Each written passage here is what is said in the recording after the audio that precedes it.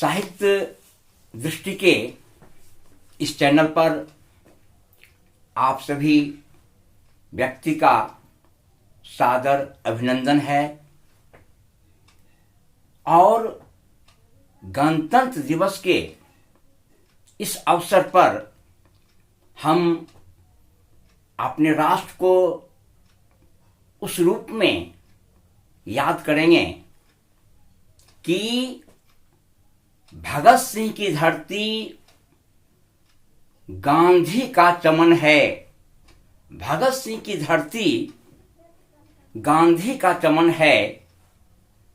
सुभाष की यह क्रांति अही मेरा वतन है।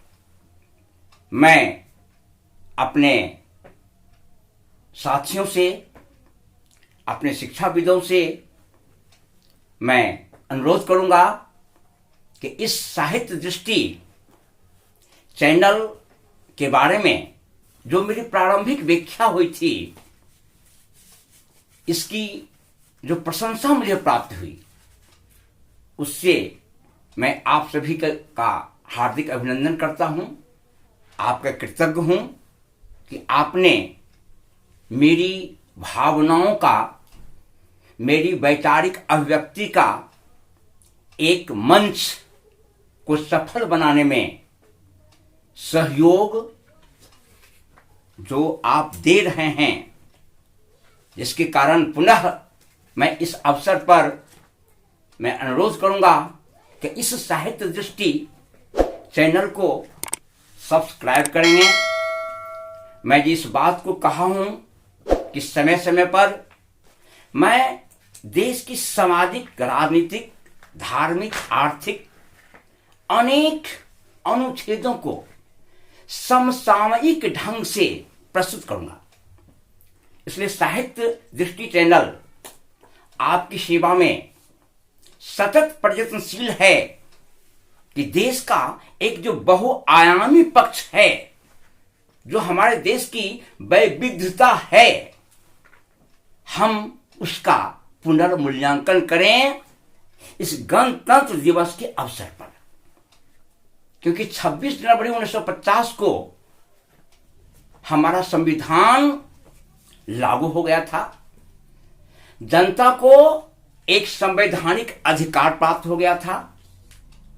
उस अधिकार की यात्रा के क्षेत्र में क्या सभी व्यक्ति लाभान्वित हो सके या मुट्ठी भर लोग इस संविधान का उपयोग करके अपने को ऊपर उठा लिए, शेष जनता को पीछे छोड़ दिए, जिसका परिणाम है कि आज भारतवर्ष में बहुत अधिक असमानता है।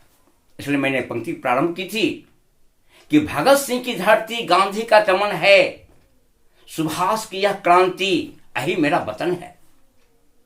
जो समन्वय है, जो समरसता है हमारे संविधान में, जिस समरसता को हमारे संवैधानिक वक्ताओं ने संविधान में एक आकार दिया और उसको जमीन पर पहुंचाने का प्रयास किया। आज हम उस नेहरू को नहीं भुला सकते हैं जो 26 जनवरी 1929 को रावी नदी के तट पर देश को संपूर्ण आजादी देने के लिए कसम खाए थे और आजादी के पूर्व 26 जनवरी स्वतंत्रता दिवस के रूप में मनाया जाता था। आजादी के बाद हमारे संविधान वेत्ताओं ने इस बात की अनुभूति की कि हम 26 जनवरी के दिन अपने गणतंत्र को स्थापित करेंगे। हम एक ऐसी परंपराओं को स्थापित करेंगे जहां पर जन जन तक राष्ट्रीय चेतना पहुंच सके, जन जन तक इस प्रकार की भावना आ सके कि हम इस देश के हैं और इस देश के लिए समर्पित हो जाना हमारा धर्म और कर्तव्य है। इसलिए मैंने इस पंक्ति को दोहरा पहले कही थी कि हम कौन थे, क्या हो गए और होंगे अभी, आओ विचारो आज मिलकर ये समस्याएं सभी। देश की आजादी के उपरांत जो हमारे समक्ष समस्या आई थी, भाषागत समस्या, धार्मिक समस्या, जातिगत समस्या, देश के एकीकरण की समस्या, जहां पर एक तरफ पटेल ऐसा महान विभूति थे, एक तरफ नेहरू ऐसा महान कह सकते हैं कि विद्वान थे, राजनीतिज्ञ थे, एक तरफ गांधी ऐसे अहिंसक व्यक्ति थे, एक तरफ अंबेडकर ऐसे महान सांस्कृतिक, धार्मिक, सामाजिक, आर्थिक ज्ञाता थे। सभी का एक समरसतापूर्ण यह देश है। और उस संविधान को बनाने में और लागू करने में उन्होंने जीवन के अनेक पक्षों का अध्ययन किया। मैं कह चुका हूं, भारत विविधताओं का देश है। जाति है, धर्म है, भाषा है, यह एक प्रकार का उपमहाद्वीप है। और इस उपमहाद्वीप को एकाग्रता में लेकर चलना देश के लिए एक बहुत बड़ी कसौटी है। जहां भाषाएं अलग है, जीवन की शैली अलग है, धर्म की अलग अलग आस्थाएं हैं, भिन्न भिन्न प्रकार की जातियों की एक अपनी परंपराएं हैं। उन सारी परंपराओं को हमारा संविधान अपने आप में आत्मसात किया और देश को एक ऐसे राष्ट्र की ओर बढ़ाया, एक ऐसे सर्वशक्तिमान राष्ट्र की ओर यह संविधान हमें अग्रसर कराया, जहां पर हम 75वां अमृतोत्सव मना रहे हैं। हमारे देश के बगल में पाकिस्तान ऐसा राष्ट्र बना जो 25 वर्ष के बाद खंडित हो गया भाषा के नाम पर।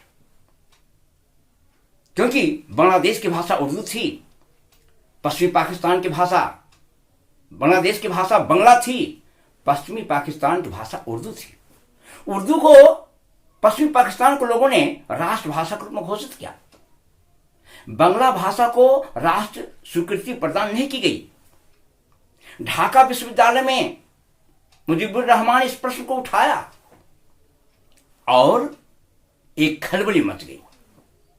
मुजीबुर रहमान को लोकसभा में बहुमत प्राप्त हुआ, फिर भी प्रधानमंत्री नहीं बन सके, क्योंकि भाषा की विभेदक भाषा की जो रेखा खींच दी गई, भाषा की जो दरार पड़ गई, उस दरार में धर्म काम नहीं आ सका, देश खंडित हो गया।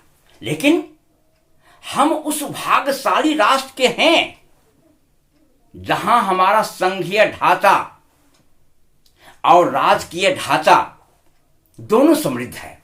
यह सच है कि एक देश में अनेक प्रकार की राजनीतिक विचारधारा आएंगी और उन विचारधाराओं को एक साथ लेकर हम देश की विकास की बात करेंगे, देश की उन्नति की बात करेंगे।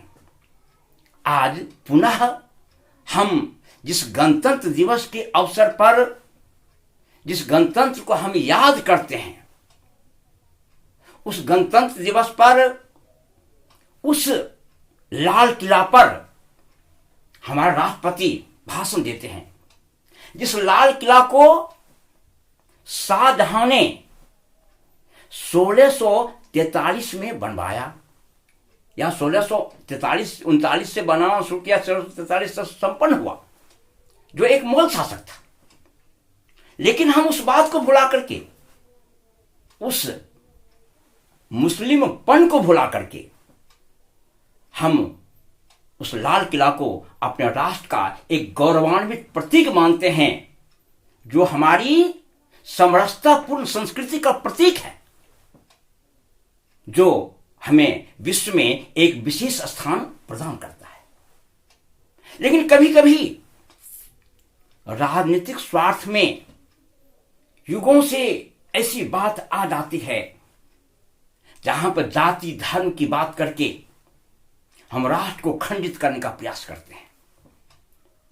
हमारी समरसतापूर्ण संस्कृति 1300 वर्ष से चलती आ रही है। जहां हिंदू मुस्लिम एक है। अगर हम अपने अतीत को देखें तो वेद के बाद उपनिषद की रचना हुई जो वेद का विरोध किया। गौतम बुद्ध ऐसे व्यक्ति हुए जिन्होंने वैदिक परंपराओं का विरोध किया। जैन महावीर ऐसे व्यक्ति हुए जिन्होंने पौराणिक परंपराओं का विरोध किया। लेकिन फिर भी हम समरस हैं। हम एक तरफ वैदिक ग्रंथों को पढ़कर गौरवान्वित होते हैं, एक तो उपनिषदों को पढ़कर गौरवान्वित होते हैं। हम अपने अतीत को भूलना नहीं चाहते हैं क्योंकि हमारा अतीत समरसतापूर्ण है, सभी वर्ग और जाति को लेकर चला है, जिसके कारण आज हम विश्व में एक जीवंत राष्ट्र के नाम से स्थापित है। हमारा गौरव कहीं झुकता नहीं है। लेकिन कहीं न कहीं जब जाति और धर्म की बात आती है, खंडनात्मक प्रवृत्ति की बात आती है, जो हमारा राष्ट्र के लिए दुर्भाग्य है। भारत की विशेष छवि को देख करके दिनकर ने कहा, किसको नमन करूं मैं भारत, किसको नमन करूं मैं, तेरे गिरवर नदीस या उपवन को नमन करूं मैं, किसको भारत किसको नमन करूं मैं, भारत किसको नमन करूं मैं। भारत एक विशालता का नाम है। भारत बहुधर्मिता का नाम है। भारत बहुभाषा का नाम है। भारत बहुजाति का नाम है। भारत विविध सांस्कृतिक चेतनाओं का नाम है। इसी का नाम भारतवर्ष है। और इस प्रकार की भावनाओं से आबद्ध होने के कारण ही हमारे राष्ट्र की इतना जीवित है। राष्ट्रवाद का तात्पर्य क्या होता है? राष्ट्र का मतलब देशवाद में विचारधारा, एक ऐसी विचारधारा जो सभी को लेकर एक साथ चल सके। सभी जाति, सभी धर्म, सभी भाषा, सभी परंपराएं को लेकर के जब हम आगे बढ़ते हैं तो हम राष्ट्र का सेवक है। लेकिन जहां कहीं किसी जाति और धर्म का नाम लेकर के हम किसी की आत्मा पर ठेस पहुंचाते हैं, तब हम राष्ट्र भक्त नहीं हैं। तब हम अपने अतीत को भूल रहे हैं। उस अतीत को भूल रहे हैं जहां पर तुलसी ऐसा कवि समन्वयवादी थे, जहां उनके रामचरितमानस में राम ऐसे महापुरुष ने सबरी का जूठा बैठ खाया और बता दिया जाति कुछ भी नहीं है। लेकिन राम के नाम पर राजनीति करने वाले से पूछिए कि आज वह क्या कर रहे हैं, राम के आदर्श को क्यों खंडित कर रहे हैं। राम राज की कल्पना गांधी ने की, जहां पर कह सकते हैं सर्वांतः सुखाय, सभी व्यक्ति सुखी रहे, जहां किसी को कष्ट नहीं हो, जहां पर सभी को अपने विचार को व्यक्त करने का अधिकार मिल सके। लेकिन यहां तक कि जीवन यात्रा तक आते आते हमारी शिक्षा उतनी समृद्ध नहीं हो सकी, हमारी वैज्ञानिक चिंतन और चेतना उतनी मजबूत नहीं हो सकी। हम धर्म और जाति के संकीर्ण दायरे में बंधते जा रहे हैं। हम एक राष्ट्रभाषा की परिकल्पना नहीं कर पा रहे हैं। राष्ट्रभाषा पूरे राष्ट्र को बांधता है, लेकिन हमारे राष्ट्र में अनेक भाषाएं हैं। हिंदी राष्ट्रभाषा के रूप में परिकल्पित की गई, लेकिन आज जिस दौर में हम आगे बढ़ रहे हैं, आज अंग्रेज का साम्राज्यवादी नीति पूर्ण रूपेण स्थापित हो रहा है, जहां पर जन सामान्य के पास शिक्षा का अभाव है, जहां पर संविधान में जो अधिकार प्राप्त है उस संविधान को कहीं न कहीं आघात करने का प्रयास किया जा रहा है। देश के स्वास्थ्य, शिक्षा, जन चेतना, राष्ट्रीय चेतना, इसकी जो व्याख्या हो रही है वह अपने मनोनुकूल, अपने स्वार्थ के लिए हो रही है। मैं राष्ट्रवाद की बात करूंगा। हमारा देश का गणतंत्र दिवस मनाया जा रहा है।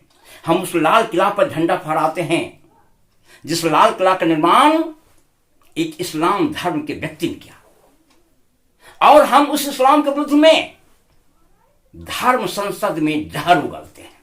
कहां चला गया हमारा राष्ट्रवाद? हम किसको ठग रहे हैं? जहां पर हम पा रहे हैं कि एक विशाल जन समुदाय अपनी गरीबी से लड़ रहा है, अपनी अशिक्षा से लड़ रहा है, अपनी धर्मांधता से लड़ रहा है, अपने अंधविश्वास से लड़ रहा है, हम उसके लिए क्या कर रहे हैं? हम राष्ट्र के जो गांधी ऐसा नायक है, उस गांधी से नायक पर भी हम प्रश्न उठा देते हैं, जिसने पूरे राष्ट्र को एकता के सूत्र में बांधा, जिस नेहरू ने अपनी वैज्ञानिक चेतना से पूरे राष्ट्र को एकता का सूत्र में बांधा। यह सच है कि कहीं कहीं एक विशाल राष्ट्र की रक्षा करने में कहीं न कहीं चूक हो जाती है, लेकिन नेहरू के अस्तित्व को हम भुला नहीं सकते हैं, पटेल के अस्तित्व को नहीं भुला सकते हैं, गांधी के अस्तित्व को नहीं भुला सकते हैं, अंबेडकर के अस्तित्व को नहीं भुला सकते हैं। आज जो हमारी संवैधानिक यात्रा चल रही है, इस यात्रा में पुनः विचार करने की आवश्यकता है कि कहां कहां हमारे संविधान पर बाह्य आघात हो रहा है।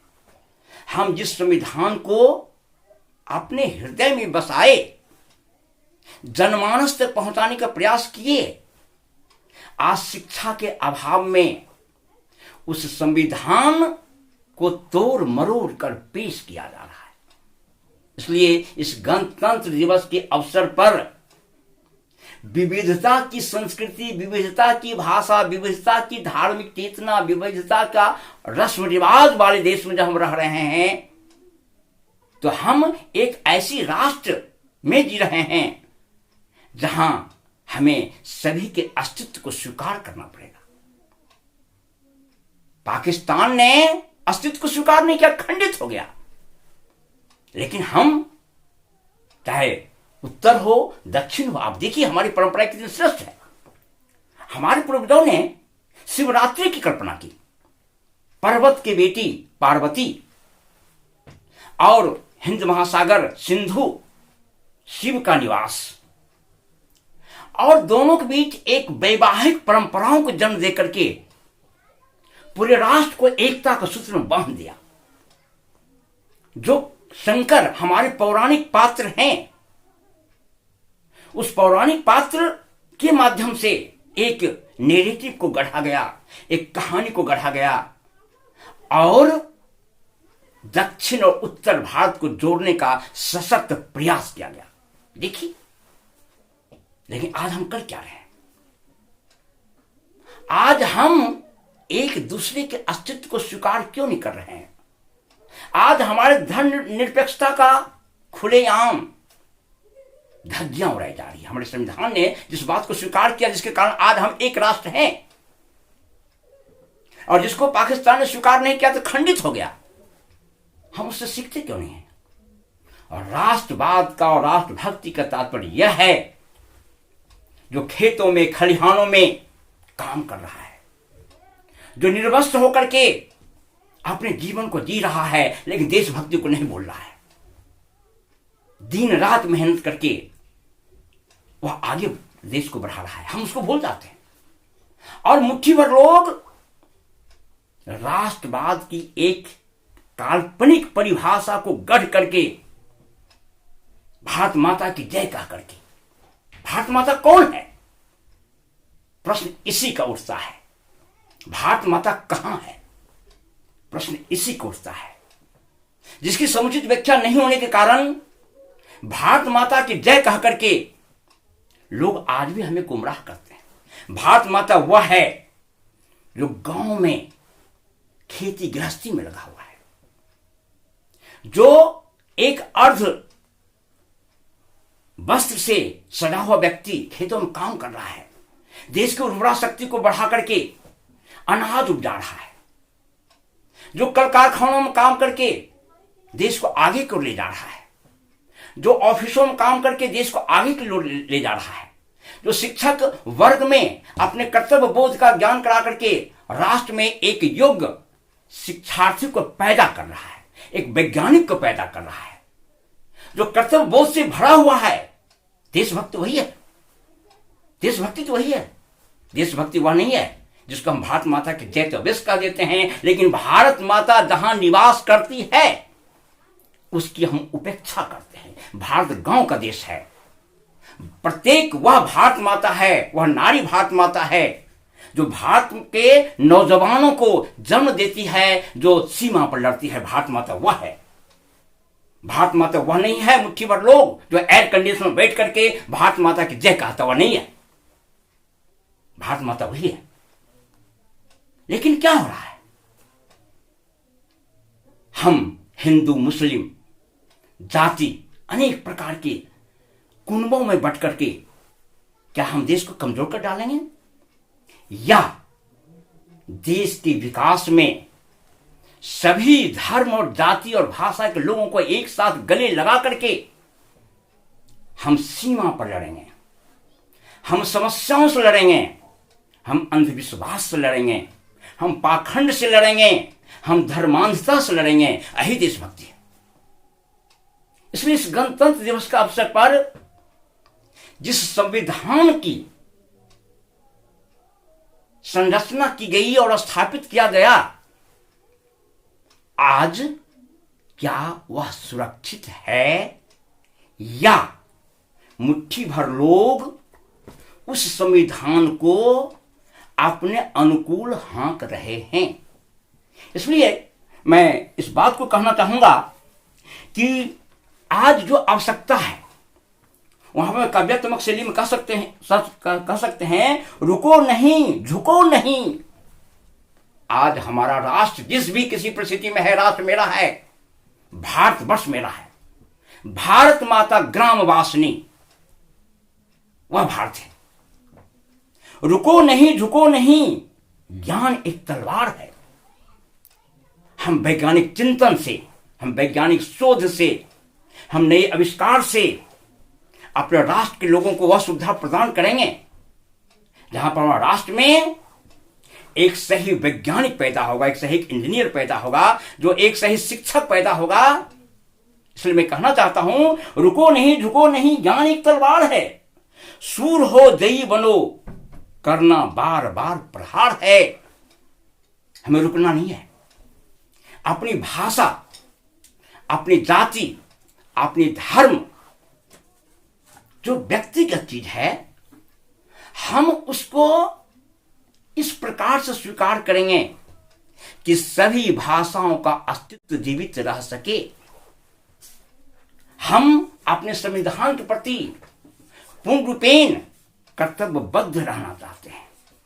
आज जो हमारे सामने समस्याएं पैदा हो जाती है कभी कभी भाषा के नाम पर, जाति के नाम पर, धर्म के नाम पर, हम उसका सामना करेंगे।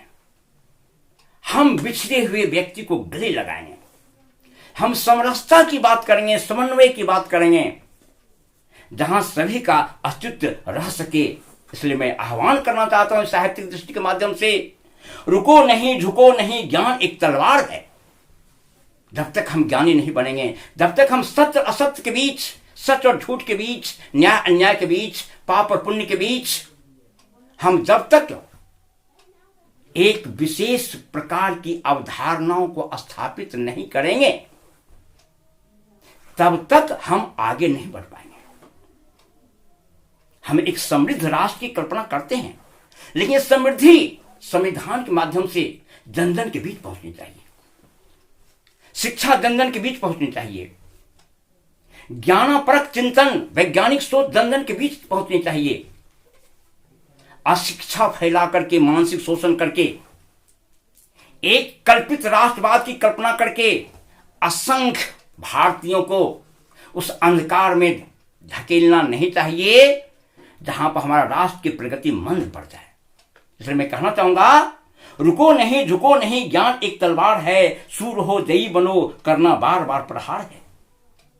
यानी जब कभी समस्याएं आएंगी हम उससे लड़ेंगे, हम अपने राष्ट्र को एक दीर्घजीवी अस्तित्व प्रदान करने में सदैव बने रहेंगे। तो संविधान में अधिकार सम्मत बात है उसे जन जन तक पहुंचाएंगे। कहां हमारे साथ क्या हो रहा है, जनता को पूरा लाभ प्राप्त हो रहा है कि नहीं, जनता की सहभागिता अगर विकास में है तो लाभ में सहभागिता है कि नहीं, यह विचार प्रश्न उठता है। इसलिए मैंने इस पंक्ति को उठाई थी, है ना, भगत सिंह की धरती गांधी का चमन है, सुभाष की क्रांति यही मेरा वतन है। हम एक ऐसे राष्ट्र की परिकल्पना में सदैव जूझते रहें जहां पर राष्ट्रवाद को देश की प्राकृतिक छटाओं से, देश के विकास से, देश के वैज्ञानिक सोच से, देश की साहित्यिक प्रगति से, आदि युग से लेकर के आज तक में जिस किसी भाषा में काव्यगत रचना हुई है, महाकाव्य की रचना हुई है, उसकी व्याख्या प्रसंगानुकूल जनमानस के लिए करेंगे, तभी हमारा राष्ट्र आगे बढ़ सकता है। इस गणतंत्र दिवस पर मैं इसी बात को बार बार कहना चाहता हूं कि राष्ट्रवाद, भारत माता की जय। किसकी जय? जो गांव में बसी हुई है उसकी जय, या एयर कंडीशन में रह करके जो मात्र नारा को गढ़ता है लेकिन ठिठुरती हुई ठंडी में, बरसती हुई वर्षा के बीच, तपते हुए सूरज के बीच जो जमीन से अपने आप को नहीं जोड़ता है, जो जमीन से जोड़ता है, वही भारत माता है, वही देश का सच्चा सपूत है। मैंने कहा कि जो हमारी सीमा पर संविधान और देश की रक्षा के लिए लड़ रहा है, उसको जन्म देने वाली भारत मां है, जो गांव में बस रही है, जो असंख्य समस्याओं से जूझ रही है, लेकिन अपने बेटे को सीमा पर भेज रही है लड़ने के लिए। देशभक्त वह है, देशभक्त वह नहीं है जो पार्लियामेंट में मात्र भारत माता की जय कहता है, नहीं, वह ग्राउंड लेवल पर जाकर देखिए कि भारत माता है कहां। मैं इस अवसर पर इसी बात की बार बार व्याख्या करना चाहता हूं, जिस पंक्ति की मैंने व्याख्या की, रुको नहीं झुको नहीं, ज्ञान एक तलवार है, सूर है जयी बनो, करना बार बार प्रहार है। यही हमारा राष्ट्र है, यही हमारा जीवंत पक्ष है, जिस जीवंत पक्ष को बना करके हम आगे बढ़ते रहेंगे। और आज हम इस बात के लिए अपने आप को कटिबद्ध करते हैं कि राष्ट्र अखंड है, अखंड रहेगा, जाति, धर्म और भाषा की समरसतापूर्ण संस्कृति को जन्म दे करके हम आगे बढ़ते रहेंगे। हम कहीं भी अपने आप को नतमस्तक होने नहीं देंगे। अपनी भाषा के कारण, अपनी जाति के कारण, अपने धर्म के कारण हम सभी का सह अस्तित्व इसी में है कि हम एक दूसरे का आदर करें। इसी के साथ मैं चाहूंगा कि साहित्य दृष्टि जो मैं चैनल बनाया हूं, जिसकी भूमिका मैं कहा हूं कि समय समय पर मैं सारी व्याख्या करूंगा। आज मेरी व्याख्या उस युग से रही जिस युग में नेहरू ने रावी नदी के तट पर प्रतिज्ञा की थी और साथ ही साथ देश को आकार दिया। अंबेडकर ने संविधान की रचना की और एक बहुमुखी राष्ट्र को हमने जन्म दिया, जिस राष्ट्र पर हमें गर्व है और इस राष्ट्र की अखंडता बनाए रखना हमारा धर्म है। इसलिए मैं कहना चाहूंगा कि ज्ञान के मधुमेह गाथा को, जीवन के मधुमेह गाथा को ज्ञान से नहलाएंगे, जीवन के मधुमेह गाथा को ज्ञान से नहलाएंगे। जब तब अंधकार की आंधी चले, जब तक अंधकार की आंधी चले, ज्ञान का दीपक जलाएंगे। मैं फिर कहना चाहता हूं, जीवन के मधुमेह गाथा को, हमारा अतीत का गाथा इतिहास जो है वह कितना गौरवान्वित है। जीवन के मधुमेह गाथा को ज्ञान से नहलाएंगे, जब तक अंधकार की आंधी चले, ज्ञान का दीपक जलाएंगे। इसी के साथ मैं इस अवसर पर आप सभी का हार्दिक अभिनंदन करता हूं और गणतंत्र दिवस की शुभकामनाएं व्यक्त करता हूं। और मैं चाहूंगा साहित्य दृष्टि चैनल से आप जुड़े रहें, जो समय समय पर मैं सारी व्याख्या करता रहूंगा। धन्यवाद।